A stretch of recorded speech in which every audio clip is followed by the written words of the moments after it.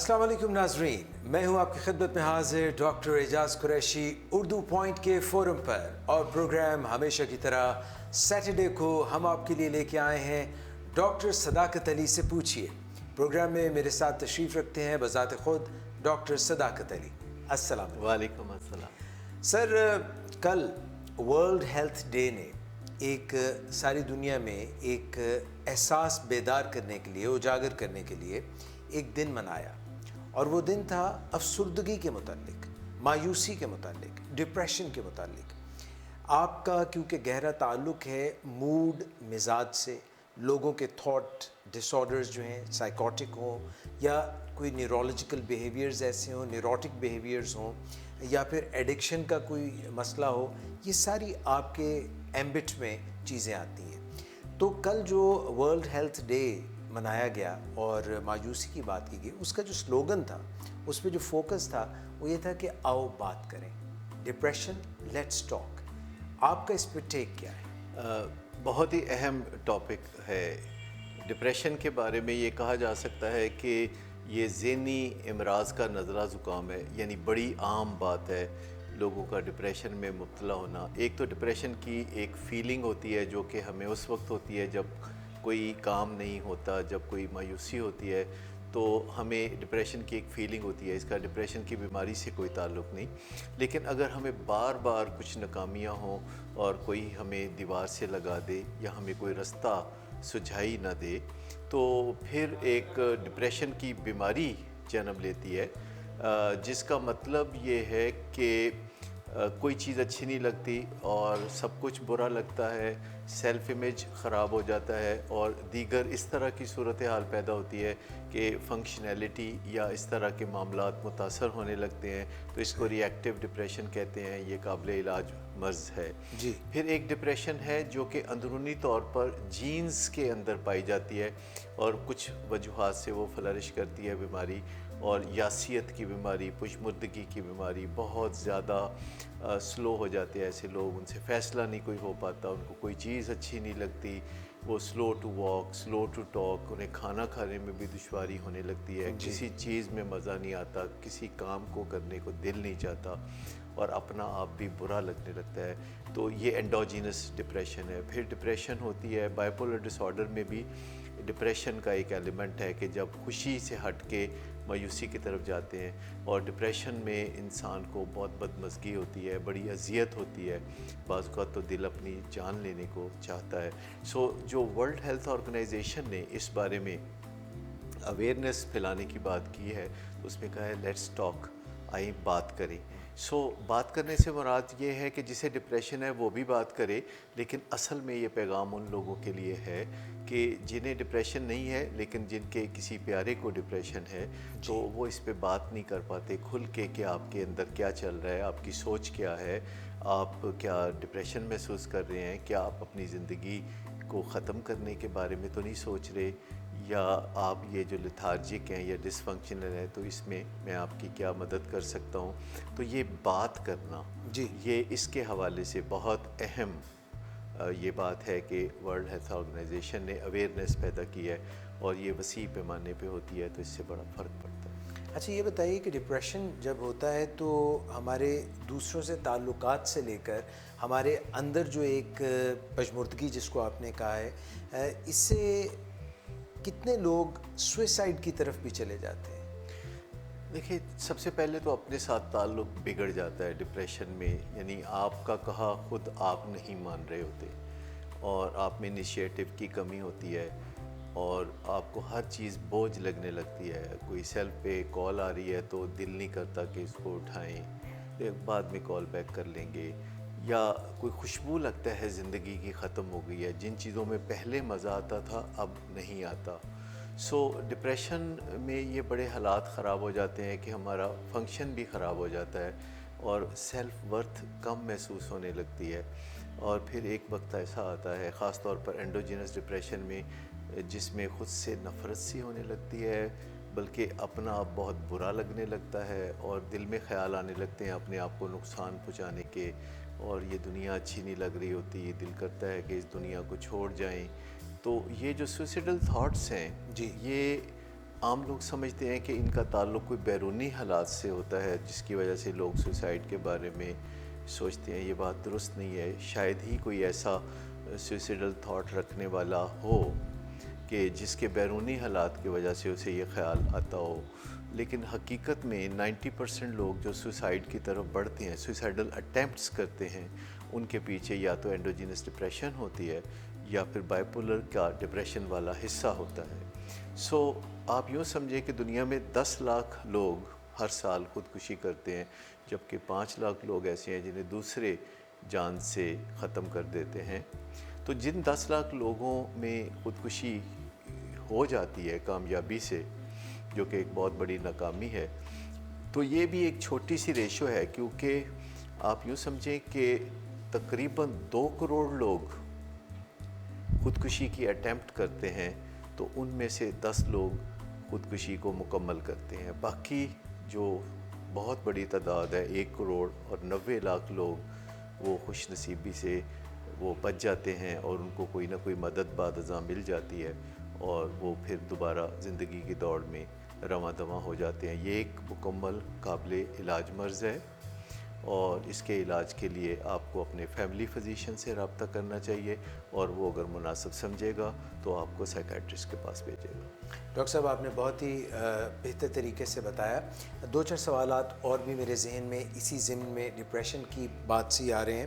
کیا ڈپریشن میں جو ہے کوئی انفیریورٹی کمپلیکس ہوتا ہے, کوئی احساس کمتری ہوتا ہے شخص میں, کوئی گلٹ انڈیوس ہوا ہوتا ہے, کوئی ٹاکسک شیم ہوتی ہے, یا پھر جو ہے کوئی اس قسم کی چیز ہوتی ہے, سیلف اسٹیم کی کمی ہوتی ہے؟ نہیں, ڈپریشن سے پہلے یہ سب کچھ نہیں ہوتا. ڈپریشن کے نتیجے میں ایسا سب کچھ ہوتا ہے جو آپ نے کہا. شیم بھی ہوتی ہے, ٹاکسک شیم ہوتی ہے, بہت زیادہ اپنا آپ برا لگتا ہے. تو یہ ایسا ڈپریشن کا نتیجہ ہے.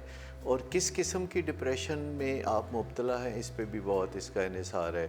جیسے بائیپولر ڈس آرڈر میں جب ڈپریشن ہوتی ہے تو اپنا آپ بہت کم تر لگتا ہے, لیکن جب آپ اوپر کے فیز میں ہوتے ہیں, مینک فیز میں ہوتے ہیں, تو پھر آپ بہت گرینڈیوز ہوتے ہیں, پھر آپ بہت دیالو ہو جاتے ہیں, پھر آپ بہت بڑے مغل اعظم ہو جاتے ہیں, پھر آپ کو سب کچھ لگتا ہے کہ میں آسمان پہ اڑ رہا ہوں. سو جیسے کہ ڈپریشن کے بارے میں ہم فکر مند ہو جاتے ہیں بہت جلدی, تو ایسا ہی ہمیں وہ جو غیر معمولی خوشی ہو رہی ہوتی ہے کبھی کسی سچویشن میں, تو اس کے بارے میں بھی فکر مند ہونے کی ضرورت ہے. اگرچہ ابھی تک کوئی مریض شاید کسی ڈاکٹر کے پاس نہ گیا ہو جس نے جا کے یہ کہا ہو کہ ڈاکٹر صاحب میں بہت خوش ہوں, میرا کچھ کر لو.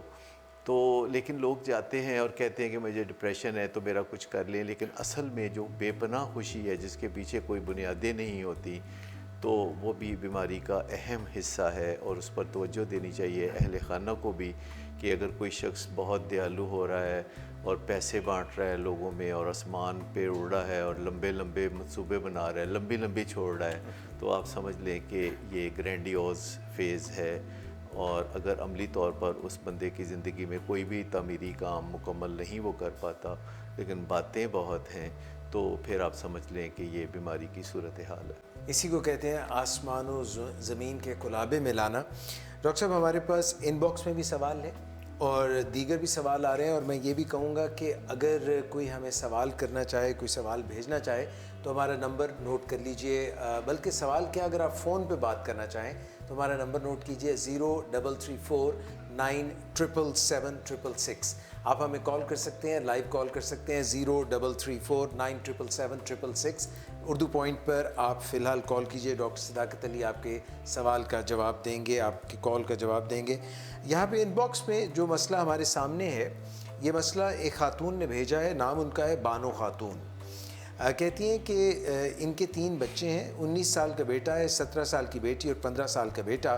3 بچوں میں سے ایک بہت ہی مشہور ریپیوٹڈ یونیورسٹی میں زیر تعلیم ہے, اور جو دوسرے دونوں چھوٹے بچے ہیں وہ لاہور کے اعلیٰ ترین اسکول میں زیر تعلیم ہے. تعلیم میں بھی ٹھیک ہیں, مگر جو بات انہیں پریشان کرتی ہے وہ یہ ہے کہ ان تینوں بچوں کا رویہ ڈرگز یعنی منشیات یعنی کہ شراب اور الکوہل کے بارے میں موافقانہ ہے. گو کہ فی الحال ان کو کوئی ایسی رپورٹ, ان کی والدہ کو کوئی ایسی رپورٹ نہیں ملی کہ ان کے بچوں نے ڈرگز کا استعمال کیا ہو, مگر ان کے دوستوں میں سے اکثر ایسے ہیں جو چرس پیتے ہیں اور اس طرح کی دیگر ہلکی پھلکی نشے استعمال کرتے رہتے ہیں. وہ سمجھتے ہیں کہ یہ کوئی خاص نشے نہیں، ہلکے پھلکے نشے ہیں. اس پر ترا یہ کہ ان کے والد، چچا، ماموں اور دیگر جو عزیز ہیں وہ بڑے بڑے اعلیٰ حکومتی عہدوں پر فائز ہونے کے ساتھ ساتھ کامیاب لوگوں میں شمار بھی ہوتا ہے ان کا، مگر وہ شراب پینا کچھ معیوب نہیں سمجھتے. ویکینڈز پر اور شادی بیاہ یا مہندی کے فنکشن پر ریلیکسیشن کے لیے، انٹرٹینمنٹ کے لیے سوشل ڈرنکنگ کرتے ہیں اور اس طرح سے الکوہل کے دور چلتے رہتے ہیں. بانو خاتون یہ چاہتی ہیں کہ ان کے تینوں بچے اپنے بڑوں کی طرح زندگی میں کامیاب اور ممتاز تو ضرور ہوں مگر نشے سے دور رہیں. اس کے لیے ڈاکٹر صداقت آپ کوئی قابل عمل مشورہ دیں، بچوں کو کیسے ان قباحتوں سے دور اور پرے رکھا جائے. بہت بڑا مسئلہ ہے. آج کل جہاں بھی جاتے ہیں لوگ یہی پوچھتے ہیں، اور آپ نے پچھلے دنوں ٹیلی ویژن پہ رپورٹس بھی دیکھی ہوں گی جس میں بتایا جاتا ہے کہ اچھی بلی مشہور و معروف یونیورسٹیوں میں طلباء ڈرگز اور الکوہل کا شغل کرتے پائے جاتے ہیں، اور اس بارے میں بڑی تشویش پائی جاتی ہے. اور دیکھا جائے تو ساری سوسائٹی میں بھی آپ کو اشرافیہ میں شراب کا استعمال اور ڈرگز کا استعمال اور پارٹی، آل نائٹ پارٹی کا رجحان بہت نظر آتا ہے. اور لوگ سمجھتے ہیں کہ اگر کامیابی حاصل کر کے روپیہ پیسہ کما کے انہوں نے ڈرگز بھی نہیں کی تو پھر پارٹی تو بنتی ہے. تو اگر آپ دیکھیں تو ہر طبقے میں جو اونچا طبقہ ہے، بڑے بڑے سپورٹس مین کو دیکھ لیں، بیوروکریٹس کو دیکھ لیں، بزنس مینوں کو دیکھیں، ڈاکٹرز، انجینئرز، وکلاء کو دیکھیں، جرنلسٹ کو دیکھیں تو آپ حیران ہوں گے. اور پھر پائلٹس کو، جہاں کہیں بھی سیلیبریٹیز ہیں تو ان کے ساتھ ڈرگز کا جڑا ہوا نا ضروری سمجھا جاتا ہے، حالانکہ یہ بڑی تشویش کی صورتحال ہے. جی. ایسے حالات میں ایک ماں جی. جو ایک خوشحال گھرانے سے تعلق رکھتی ہے، جس کے 3 بچے ہیں اور وہ درسگاہوں میں جاتے ہیں اور مقصد ان کا اعلیٰ تعلیم ہے، اور وہ بچے کوئی ڈرگس سے اور الکوہل سے کوئی الرجی ان کو نہیں ہے، کوئی وہ برا نہیں لگتا، ان کے دوست کرتے ہیں، اور جب ماں ذکر کرتی ہے تو وہ کہتے ہیں ماں کیا ہے، یہ کوئی بڑی بات نہیں ہے، یہ تو ہوتا ہی رہتا ہے. تو ایسی باتیں سن کے ایک ماں کی روح جو ہے وہ تڑپ اٹھتی ہے، کانپ اٹھتی ہے. اور پھر یہ کہ والد اور چچا اور تایا اور ماموں جی سب ایسا ہی کرتے ہیں، تو یہ سب کچھ کتنا نارمل لگنے لگتا ہے. اسے ہم نیو نارمل کہتے ہیں. اچھا، نارمل جو بھی چیز ہوتی ہے ضروری نہیں کہ وہ صحیح ہو. ہمیں ایسی صورتحال میں بہت سنجیدگی سے صورتحال کو لینا پڑتا ہے. تو ایک تو صورتحال ہوتی ہے کہ آپ کے پاس موقع ہوتا ہے کہ بہت بچپن میں آپ بچوں کو یہ وقت آنے سے بہت پہلے بات کریں جب وہ آپ کی بات کو محسوس کر سکیں. اب جب وہ اپنی بات، آپ کی ہوئی بات کو اچھی طرح سے دل کی گہرائیوں میں اتار سکیں اور آپ کی بات کو، جسے کہتے ہیں نا پنجابی میں، سٹ نہ پائیں. مطلب وہ ایک چھوٹی عمر میں آپ بچوں سے بات کرتے ہیں جب بچے ہاں جی کرتے ہیں، لیکن جب وہ ٹین ایجر ہو جاتے ہیں، اسکول کالج اور یونیورسٹی میں جاتے ہیں، تو پھر انہیں ماں باپ ویسے ہی تھوڑے آرڈینری سے کم پڑھے لکھے لوگ لگنے لگتے ہیں. تو ایسی صورتحال میں ان سے بات کرنا پھر ذرا تھوڑا ٹرکی ہو جاتا ہے. پھر ایک وقت آتا ہے کہ جب بچے ڈرگز میں مبتلا ہو جاتے ہیں، ان کا برا حال ہو جاتا ہے، تو پھر اس کو صورتحال کو کیسے سنبھالے. تو یہ سب مختلف ہے. مجھے بچپن کی ایک بات یاد آ رہی ہے جو میں یہاں بتانا چاہوں گا. میں 8-9 سال کا ہوں گا اور میں اپنے ننہال میں گیا ہوا تھا وہاں چند دن رہنے کے لیے. تو میری جو نانی اماں ہیں وہ ایک دن مجھے آ کے وہ بازو سے پکڑ کے لے گئی باہر، کے چلو باہر ٹہلتے ہیں، مجھے تم سے کچھ باتیں کرنی ہے. تو باہر لے جا کے، گھر کے اندر ہی وہ باغ تھا. میرے ننہال کافی رچ لوگ تھے اور وہاں صورتحال ایسی تھی کہ وہ مجھے لے کے تو باغ میں جا کے بینچ پہ بیٹھ گئیں اور مجھے کہنے لگیں بڑے آرام سے میرا نام لے کے. مجھے وہ پیار سے وہ میرے نام کو بگاڑ کے کہتی ہوتی تھی چھاکو. کہتے چھاکو، میں تمہیں بڑے غور سے دیکھتی رہی ہوں اور تم بہت اچھے ہو، تم جو بھی کرو گے بہت اچھا کرو گے، تم بڑے کامیاب رہو گے، تم جس کام کو بھی کرنا چاہو گے تم کر لو گے. تو میں ایسے ہی آنکھیں ان کی طرف کر کے غور سے دیکھنے لگا کہ یہ کیا کہنا چاہ رہی ہیں. تو پھر انہوں نے مجھے کہا کہ میں آج تم سے بڑی اہم 3 باتیں کرنے لگی ہوں اور تم نے مجھ سے وعدہ کرنا ہے کہ یہ باتیں جو میں تم سے کرنے لگی ہوں تم ان باتوں پر عمل کرو گے. تو میں نے کہا کہ جی بیبے جی. ہم انہیں پیار سے نانی کو بیبے جی کہا کرتے. میں کہا جی بیبے جی. تو انہوں نے مجھے کہا کہ دیکھنا یہ جو تمہاری ماں ہے نا اس کو تم نے تنگ نہیں کرنا. یہ میری بڑی معصوم سی بیٹی ہے تو تم نے اس کو بالکل کبھی تنگ نہیں کرنا. میں نے کہا جی بیبے جی. تو پھر دوسری بات انہوں نے کہی کہ دیکھو زندگی میں ہمیشہ صحیح کام کرنا، چاہے صحیح کام کرنا تھوڑا مشکل ہو جائے لیکن تم ہمیشہ صحیح کام ہی کرنا. تو میں نے کہا جی بیبے جی. پھر کہنے لگی کہ دیکھو تیسری بات میں تمہیں یہ کہوں گی جو تم نے مجھ سے وعدہ کرنا ہے کہ تم نے اس پہ عمل کرنا ہے، اور وہ یہ ہے کہ تم نے کبھی بھی ڈرگس کو اور الکوہل کو چھونا تک نہیں، ایک قطرہ بھی کبھی تم نے اپنے جسم میں ڈرگس کا یا الکوہل کا نہیں پہنچانا. تو میں نے کہا جی بیبے جی. تو یہ کہہ کے انہوں نے مجھے پیار سے ہگ کیا اور مجھے پھر واپس وہ گھر میں لے کے آ گئی. کچھ وقت گزرا، 2 3 4 سال گزرے، میں 12 13 سال کا ہوں گا. تو ایک دن میں نے دیکھا، میں گھر کے ایک کمرے میں گیا تو میرے 2 کزن وہاں بیٹھ کے تو کوئی بیئر شراب یا اس طرح کی کوئی چیز، کوئی مشروب تھا جو کہ وہ پی رہے تھے، اور وہ مجھے دیکھ کے ایک دم انہوں نے مجھے ویلکم کیا اور کہنے لگے کہ تم بھی پیو، یہ بیئر ہے، یہ تم بھی پیو. تو میں نے کہا نہیں، مجھے یہ بیئر پینا جو ہے ٹھیک نہیں لگتا. اس نے کہا کہ نہیں نہیں پیو پیو، نوجوان تو پیتے ہوتے ہیں اور سب کامیاب لوگ جو ہیں وہ یہ ضروری کرتے ہیں. ابا کو دیکھو، فلانے کو دیکھو، چچا کو دیکھو، تایا کو دیکھو، ماموں کو دیکھو، سب ایسا کرتے ہیں. تو میں نے کہا کہ میں اس کو صحیح نہیں سمجھتا، میں اس کو نہیں کرنا چاہتا. کہتا ہے لگتا ہے بیبے جی کی تم سے کوئی ملاقات ہو چکی ہے. میں نے کہا مطلب؟ کہتا ہے انہوں نے تمہیں کہا ہوگا کہ تم بہت اچھے ہو، میں تمہیں دیکھتی رہی ہوں. مجھے لگا کہ ہاں ایسا تو ہوا تھا. اور پھر انہوں نے کہا کہ تم ماں کو تنگ نہیں کرنا، پھر تم صحیح کام کرنا، اور تم نے الکوہل نہیں پینی. تو بیبے جی ایسی باتیں سب کو کہتی رہتی ہیں، ان باتوں کو سیریس لینے کی ضرورت نہیں، تم پیو. تو میں نے کہا نہیں میں نہیں پیوں گا. اور میں کمرے سے نکلنے لگا تو انہوں نے مجھے بازو سے پکڑ کے واپس گھسیٹ لیا کہ یا تو تم پیو گے یا پھر تم باہر جا کے کسی کو بتاؤ گے نہیں، اور اگر تم نے بتایا تو ہم تمہاری ہڈیاں توڑ دیں گے. تو میں نے کہا اچھا میں کسی کو نہیں بتاتا پر میں نہیں پیوں گا. میں جب واپس باہر نکلا تو مجھے وقتی طور پر لگا کہ جیسے میں نے اپنے 2 بڑے اور پیارے کزنز کا پیار کھو دیا ہے. پر میں نے کہا نہیں کوئی بات نہیں، کیونکہ میں نے اپنی جو نانی اماں ہیں وہ ان کا پیار میں نے پا لیا ہے ایک دفعہ پھر، ون مور ٹائم. کیونکہ اس وقت نانی اماں دنیا سے جا چکی تھی تو مجھے آنکھیں آنسوؤں سے بھر آئیں. لیکن ساری زندگی مجھے کبھی ایسا موقع نہیں آیا کہ مجھے کبھی ٹیمپٹیشن ہوئی ہو. پھر میں اس پروفیشن میں بھی آ گیا، پھر میں اس میں کام بھی کرنے لگا. تو بات یہ ہے کہ اگر ہم بچوں کے ساتھ بات کرنا چاہتے ہیں 5 سال کی عمر میں، 7 سال کی عمر میں، 8 سال، 9 سال، 10 سال، اس کے بعد بات ہاتھ سے نکل جاتی ہے. لیکن ہم بچوں سے پہلے بات اس لیے نہیں کرتے کہ پہلے وہ گڑبڑ کر نہیں رہے ہوتے نا.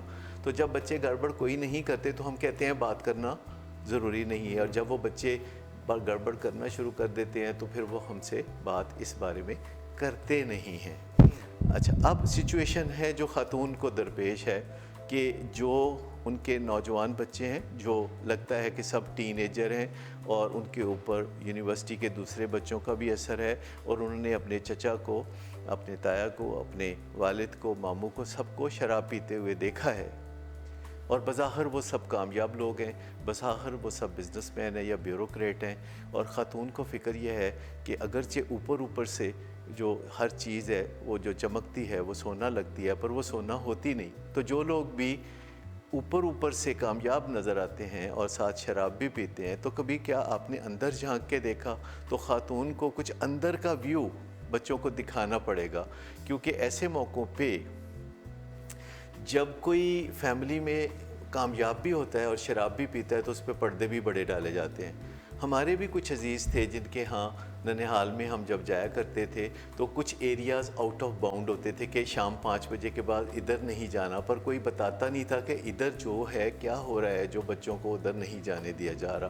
تو جب ہم پردہ پوشیاں کرتے ہیں، جب ہم ایک انٹاکسیکیٹڈ والد، چچا، ماموں یا کسی کو چھپاتے ہیں بچوں کی نظر سے، تو بچوں کو صحیح سمجھ میں نہیں آتی کہ شراب پینے سے، ڈرگس کرنے سے انسان آخر کس حد تک گر جاتا ہے کہ وہ اپنی نظروں سے بھی گر جاتا ہے اور دوسروں کی نظروں سے بھی گر جاتا ہے.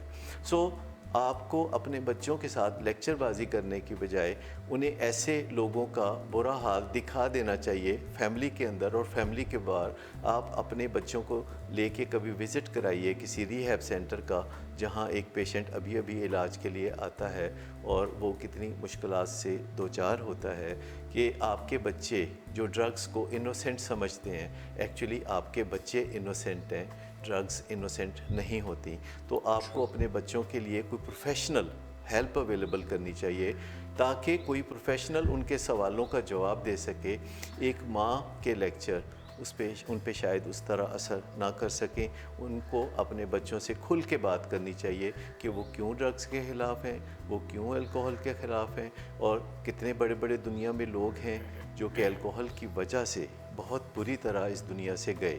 حالانکہ دنیا میں ارلی اور انہوں نے بڑے بڑے اچھے کام کیے، ان کا بڑا نیک نام ہوا، لیکن پھر انجام ان کا ڈرگس کی وجہ سے بہت برا ہوا.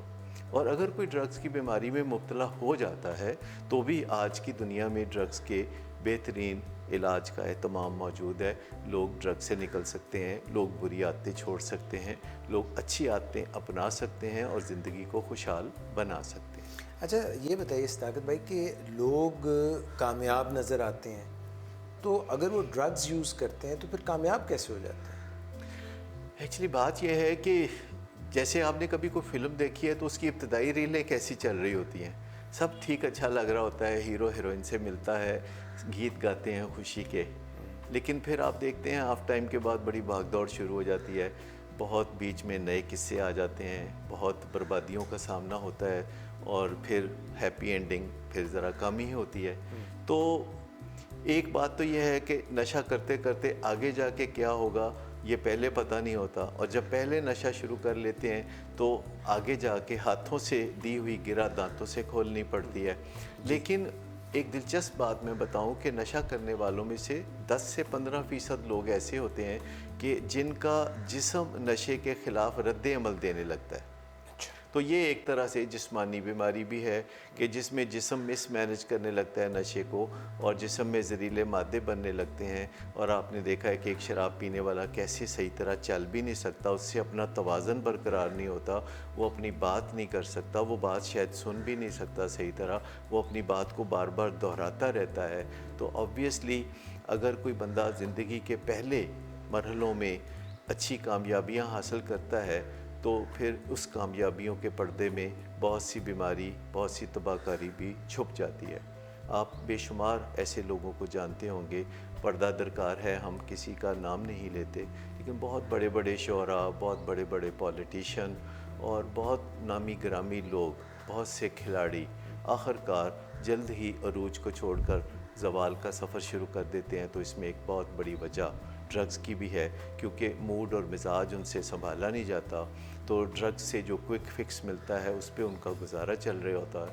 تو آخرکار کوئی رستہ ہوگا جس پہ چل کے جو لوگ ڈرگس کے اندر پھنسے ہوتے ہیں تو وہ نکل بھی سکتے ہیں، وہ دوبارہ بہترین زندگی بھی گزار سکتے ہیں. تو سائنس نے جہاں اتنی ترقی کی ہے، ٹیکنالوجی نے اتنی ترقی کی ہے کہ انسان ہواؤں میں اڑتا پھرتا ہے، جہاں دل کا آپریشن کروا کے لوگ 24 گھنٹے میں گھر واپس اپنے کام کاج پہ چلے جاتے ہیں، تو وہاں ڈرگس سے ریہیبلیٹیشن کے لیے یا ڈرگس سے چھٹکارے کے لیے اور اچھی زندگی کو دوبارہ اپنانے کے لیے بھی سائنس نے اہتمام کر رکھا ہے.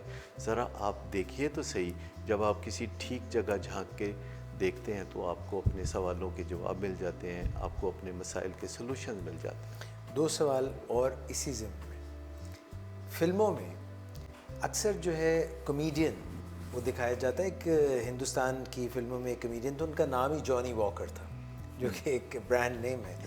تو یا تو کمیڈین دکھا دیتے ہیں کہ کوئی بڑا ہنسی خوشی اور لوگوں کو ہنسا رہا ہے اور یہ ہو رہا ہے، اچھا، یا پھر اس کو یولوجائز کر دیتے ہیں، ہیرو کو جو شراب پی رہا ہے وہ بڑا بیچارہ دکھی ہے، اس نے شراب میں نشے میں غرق کیا ہے، جبکہ اس کی دوسری جانب کوئی چرس پیتا ہے، کوئی ہیروئن استعمال کرتا ہے، اس کو کبھی ہیرو نہیں دکھاتے۔ دیکھیے پہلی بات تو یہ ہے کہ تاریخی طور پر شراب کا نام جڑا ہوتا ہے بہت بڑے بڑے لوگوں سے، اور جب کوئی چھوٹا نام کسی بڑے نام سے جڑ جاتا ہے تو وہ بھی گلیمرائز ہو جاتا ہے۔ جب آپ بڑے بڑے لوگوں کے بارے میں سنتے ہیں، جب آپ چرچل کے بارے میں سنتے ہیں کہ وہ شراب پیتا تھا، تو آپ کو شراب کوئی اچھی چیز لگنے لگتی ہے، لیکن چرچل کی وجہ شہرت تو شراب نہیں تھی، آپ وجہ شہرت دیکھتے ہیں۔ مرزا غالب کے بارے میں ہے کہ وہ بہت شراب پیتے تھے، لیکن ان کی وجہ شہرت شراب پینا نہیں ہے، تو ہمیں دیکھنا چاہیے کہ کسی کی وجہ شہرت کیا ہے۔ اسی طرح اور بھی بڑے بڑے شاعر نامی گرامی نام ذہن میں آتے ہیں، ہم عزت کرتے ہیں بزرگوں کی، پردہ رکھتے ہیں تو بات نہیں کرتے، لیکن سچی بات یہ ہے کہ بہت اچھے لوگوں کا برا انجام ہوتے ہم نے دیکھا۔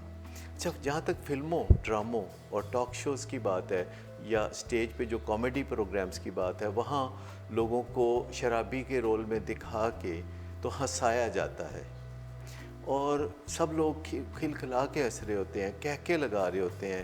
ابھی پچھلے دنوں بھی میں دیکھ رہا تھا انڈیا پہ ایک کامیڈی شو پہ ایک ڈاکٹر جو کہ کامیڈین بھی ہیں اور سٹینڈ اپ کامیڈی بہت اچھی کرتے ہیں، تو وہ رول پلے کر رہے تھے ایک شرابی کا اور ہنسا رہے تھے، اور میں سوچ رہا تھا، چونکہ میرا واسطہ بے شمار ایسے لوگوں سے پڑتا ہے جو شراب کی بیماری کی وجہ سے سارا خاندان تڑپتا ہے، تو میں سوچ رہا تھا کہ یہ جو ہال میں بیٹھے ہوئے لوگ کہکے لگا رہے ہیں ان کی حرکتوں کی وجہ سے، کہ ان سے چلا نہیں جا رہا، ان سے بولا نہیں جا رہا، اور وہ عجیب و غریب لطیفے پیدا کر رہے ہیں اپنی حرکات و سکنات سے، اور یہ لوگ بڑے خوش ہو رہے ہیں۔ تو یہاں اس وقت جو لوگ میرے کلائنٹس ہیں جن کے فیملی میں ایک شراب کا مریض ہے، جس کی وجہ سے سارا خاندان جو ہے وہ اذیت میں مبتلا ہے، تو وہ کیا سوچ رہے ہوں گے؟ تو زیادہ تر بیماریاں فلموں میں جب دکھائی جاتی ہیں تو اس سے مقصد یہ ہوتا ہے کہ لوگوں کو تھوڑا سا مغموم کر کے تو فلم کے اندر کامیابی پیدا کی جائے، کوئی جذباتی کیفیت پیدا کی جائے۔ لیکن جب ہم نشے کی بیماری کو دکھا کے لوگوں کو ہنسانے کی کوشش کرتے ہیں تو یہ ایک غیر سنجیدہ رویہ ہے جو کہ ہم کسی بیماری کے بارے میں اختیار کرتے ہیں، اور ہمیں اس سے اجتناب کرنا چاہیے۔ یہ ایک بیماری ہے جس سے لوگوں کے گھروں کا سکون چھنتا ہے، اور ہم اس کو اپنی تفریح کا ذریعہ بنائیں تو اس سے کوئی اویئرنیس نہیں پھیلتی۔ یہ سیریس ایشو ہے، یہ کوئی ہنسی مذاق ٹھٹھا نہیں، ان لوگوں کے لیے جو خاص طور پہ فیملیز اس سے ایسے کسی شرابی سے جڑی ہوتی ہیں، جو کسی بسیار خور سے جڑی ہوتی ہیں، جو کسی بلانوش سے جڑی ہوتی ہیں۔ آئی بیگ یو پارڈن۔ جلال رشید، فریفوئی، کاشف کامران اور پرنس ایم ارشاد، حسن علی، اور جناب بہت سارے دوست جو ہیں وہ فون یہ یہاں پہ میسج کر رہے ہیں۔ احتشام الحق عباسی، اچھا فون کالز بھی بیچ میں آ رہی تھیں، مگر جب آپ بات کر رہے تھے تو کیونکہ اتنا اہم میسج تھا اور میں چاہ نہیں رہا تھا کہ اس کا تسلسل ٹوٹے، کیونکہ اس موضوع پر آپ کی جو بات چیت ہے اس کے پیچھے آپ کا وسیع 40 سال کا تجربہ ہے، اور میں چاہ رہا تھا کہ لوگوں میں یہ ایک بار بات جو ہے پورے مربوط طریقے سے پھیل جائے۔ ہم یوں بھی کر سکتے ہیں کہ فون کال ہم پروگرام کے آخری 10 منٹ میں لے لیا کریں، تو آئندہ ہم کوشش کریں گے کہ فون کالز بھی ضرور رہیں، اور اگر آج کچھ وقت بچا ہے تو آپ فون کال ہے تو ضرور۔ جی، اب تو جو ہے مجھے ادھر سے اشارے آ رہے ہیں کہ اب وقت ختم ہوا چاہتا ہے۔ رابعہ زیدی ہیں ہمارے ساتھ، گلفام ہیں، محسن نواز ہیں، ارسلان سلیم، فریفوئے once again, Mohsin Nawaz once again, Asad Aslam, ایچ نواب زادہ بھی ہیں ہمارے ساتھ، اور اس طرح بہت سے اور لوگ بھی ہیں۔ سفیناز، یہ ویسے ایک برانڈ بھی ہے۔ ڈاکٹر صاحب کہا جاتا ہے کہ نفرت گناہ سے کرو، گناہ گار سے نہ کرو، تو یہ وہی والی بات ہے کہ اگر کوئی شراب پیتا ہے تو آپ تو یہی کہتے ہیں کہ شراب جو ہے وہ کریکٹر کی نہیں بلکہ اس کے اندر ایک بیماری ہے۔ It is not a defect of character. جی، تو بہت شکریہ ڈاکٹر صاحب ونس اگین، آپ نے بہت ایکسپلین کیا، اگرچہ اس سوال کی وجہ سے ہم نے ڈرگز کی بات کی، الکوہل کی بات کی، تو ان کا بھی بانو خاتون صاحبہ کا بھی بہت شکریہ کہ آپ نے ہمیں یہ سوال پوچھا. ڈاکٹر صداقت once again thank you very much. You talked about depression, you talked about alcoholism, you talked about prevention of drugs in youth. Thank you very much sir. خواتین و حضرات انشاءاللہ اگلے پروگرام میں ایک دفعہ پھر سے آپ کی خدمت میں حاضر ہوں گے ڈاکٹر صداقت علی کے ساتھ ساتھ ڈاکٹر اعجاز قریشی کو بھی اجازت دیجیے اردو پوائنٹ کے اس فورم سے جس کا عنوان ہے ڈاکٹر صداقت علی سے پوچھیے. تو انشاءاللہ نیکسٹ سیٹرڈے آپ سے ملاقات ہوگی. اپنا بہت خیال رکھیے گا. اللہ حافظ.